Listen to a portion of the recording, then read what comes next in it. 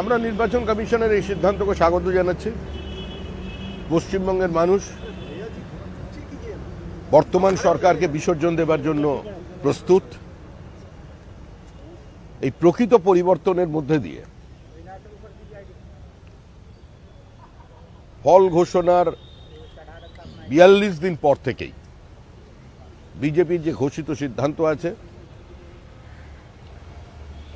আমরা মানুষের সামনে যা বলেছি, সরকারি কর্মচারীদের সপ্তম পে কমিশনের হিসাবে ডিএ পাওয়ার জন্য যে প্রক্রিয়া সেটা শুরু হয়ে যাবে। মহিলাদের জন্য কেন্দ্রীয় সরকারের নির্দিষ্ট যে তহবিল রাখা আছে সেটা ডিস্ট্রিবিউশন শুরু। অন্নপূর্ণা লক্ষ্মী ভাণ্ডারের মধ্যে দিয়ে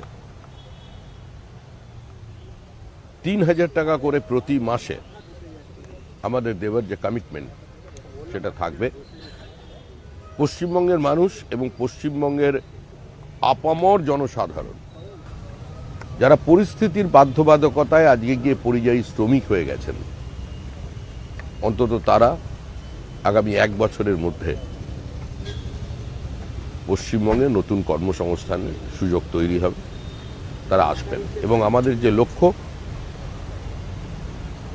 পশ্চিমবঙ্গে ভারী শিল্পের জন্য বিনিয়োগ,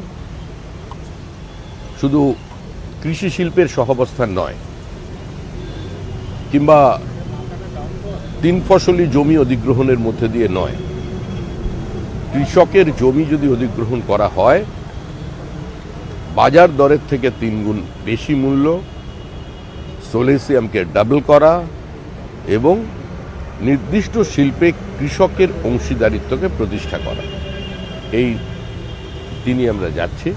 মেধার মর্যাদা দিয়ে নিয়োগ শুরু হবে।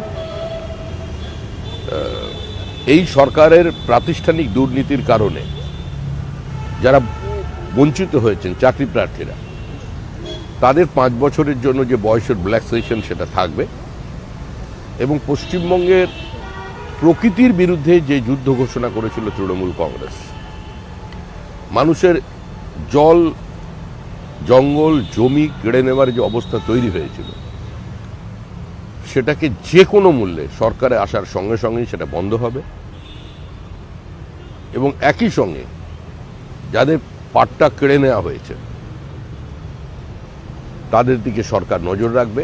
আইন শৃঙ্খলার সার্বিক পরিবর্তনের মধ্যে দিয়ে আইনের শাসন প্রতিষ্ঠা করে পশ্চিমবঙ্গের মাটিতে আমরা একটা জিনিস প্রতিষ্ঠিত করতে চাই, যে নতুন সরকার আসছে সেটা যেন সর্বস্পর্শী এবং সর্বব্যাপী হয়।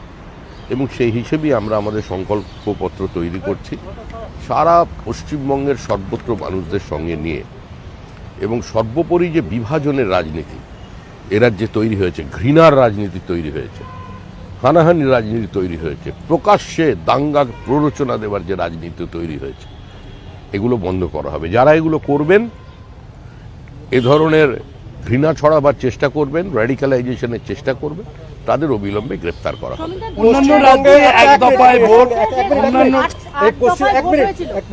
পশ্চিমবঙ্গে 5 দফায় এবং 7 দফায় ভোটের সাক্ষী ছিল পশ্চিমবঙ্গ। গতবারে 8 দফা হয়েছিল, এবারে 2 দফায়। গতবারে কিন্তু প্রচুর হিংসা হয়েছিল, তো এবারে আইন শৃঙ্খলা নিয়ে মানে এই যে হিংসা, এই 2 দফায় ভোটে আপনারা কি মনে করছেন? এই জায়গাটা খুব গুরুত্বপূর্ণ বিষয়। আমরা কি মনে করছি তার থেকে বড় কথা হলো নির্বাচন কমিশন কি মনে করছে।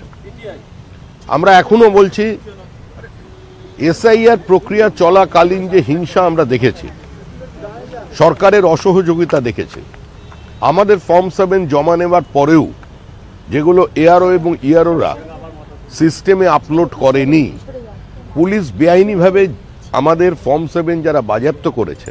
এবং সর্বোপরি ফর্ম 7 আমরা জমা দেওয়ার পরেও এখনো আমরা যে জমা দিয়েছিলাম সেগুলোর শুনানি ছাড়া মাঝপথে হঠাৎ এসআইআর বন্ধ করে নির্বাচন করা যাবে না। এসআইআর প্রক্রিয়ার উপরে আমাদের নজর আছে। নো এসআইআর নো ভোট আমাদের অতীতে যে স্ট্যান্ড ছিল সেটাই থাকবে। প্রথম দফায় উত্তরবঙ্গের যে আসনগুলি সেগুলিতে ভোট হওয়ার কথা, এবং দ্বিতীয় দফায় তুলনামূলক দক্ষিণবঙ্গে প্রথমটা 152, দ্বিতীয়টা 142 কেন্দ্রের ভোট। এই যে বিভাজন, এটা ঠিকঠাক দুই দফায় এটা তো আর বিভাজনের রাজনীতি নয়। পশ্চিমবঙ্গে এখন সবকিছুতেই বিভাজন চলছে। এক দফায় ভোট হলে কিছু মানুষ আরো খুশি হতেন, দু দফায় করেছেন, আমরা স্বাগত জানাচ্ছি। অন্যান্য রাজ্যে এক দফায় ভোট, অন্যান্য রাজ্যে এক দফায় ভোট, শুধু পশ্চিমবঙ্গে এই যে 5 রাজ্য এর মধ্যে শুধুমাত্র পশ্চিমবঙ্গেই 2 দফায় ভোট করতে হচ্ছে। হরিয়ানায় নির্বাচন হলো, বিহারে নির্বাচন হলো, দিল্লিতে নির্বাচন হলো। নির্বাচনের পরে জেসিবি মেশিন দিয়ে পরাজিত প্রার্থীর বাড়ি কেউ গুড়িয়ে দিয়েছে? কোনো মৃত্যুর সংবাদ আছে? কোনো বোমাবাজি হয়েছে? মাথা ন্যাড়া করে বাড়িতে ঢোকানো হয়েছে? জরিমানা দিয়ে বাড়ি ফিরতে হয়েছে? অটো চালক, টোটো চালকের রুট বন্ধ করে দেওয়া হয়েছে? বাসের কন্ডাক্টরকে বাস থেকে নামিয়ে দেওয়া হয়েছে? দোকান বন্ধ করে দেওয়া হয়েছে?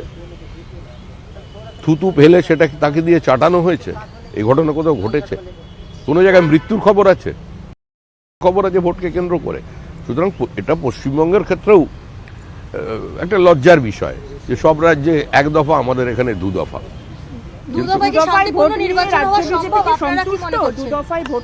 আমরা তো স্বাগত জানাচ্ছি।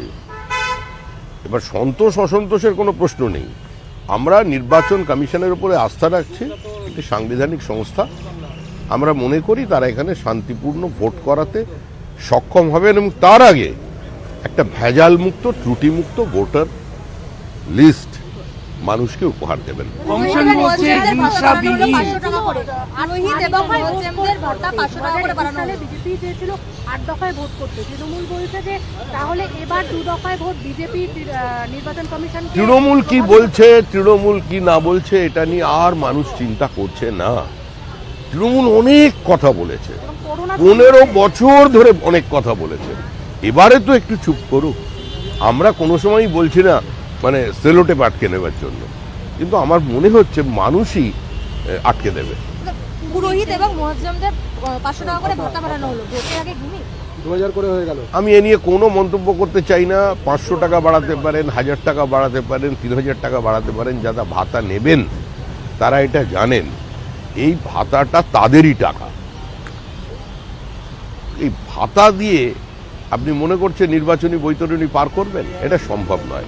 দেখুন, পশ্চিমবঙ্গে প্রবল হিংসার পরেও, নির্বাচনের পরে বিডিওকে দিয়ে ভোট লুটেও পরেও, মানবরূপী এক অসুরকে দিয়ে নির্বাচন পরিচালনা করার পরেও পঞ্চায়েত নির্বাচনে আমরা 11,000-এর বেশি আসনে জয়ী হয়েছি।